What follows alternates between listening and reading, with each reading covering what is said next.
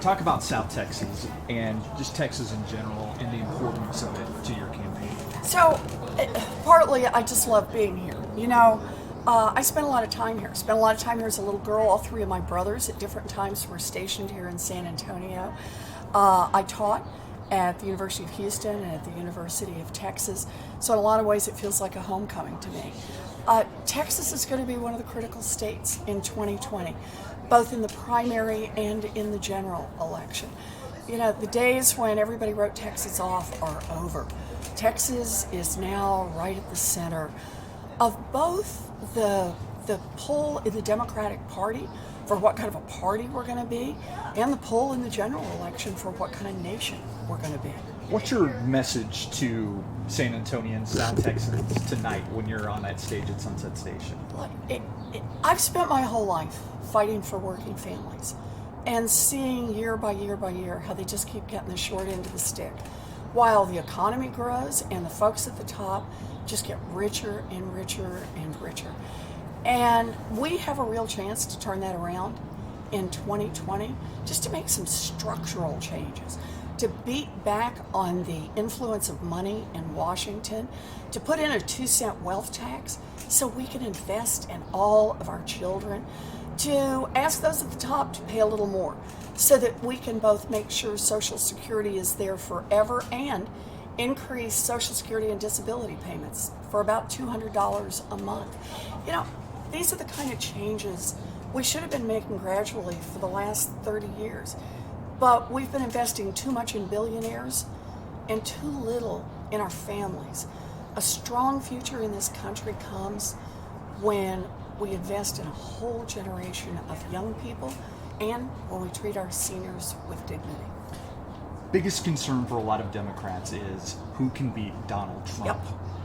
How do you convince them Senator Elizabeth Warren can beat Donald Trump?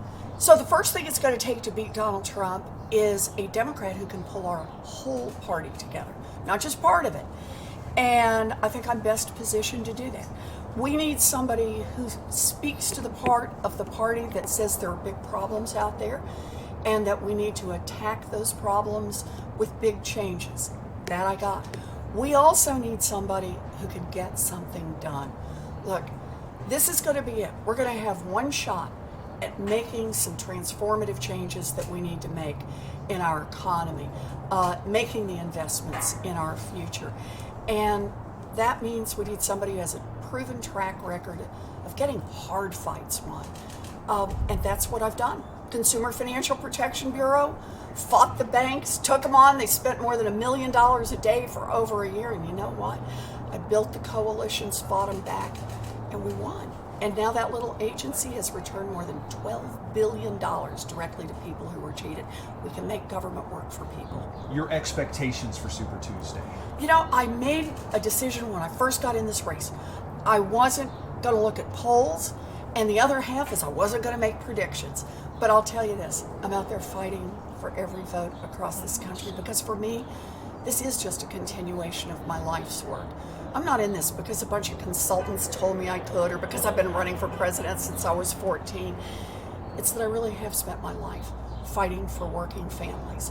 And I ended up in politics less time ago than everybody else who's in this race. Ended up in it because I thought it was the best way to fight for families, and that's why I'm in this presidential race. We got this one chance to turn things around and make this country work, not just for those at the top, but for everyone. Last question. Sure.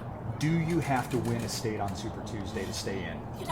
Like I said, I'm not doing the predictions business. What I'm doing is I'm in the fight. Because understand this, right now, I've got the second most individual donors from all around this country.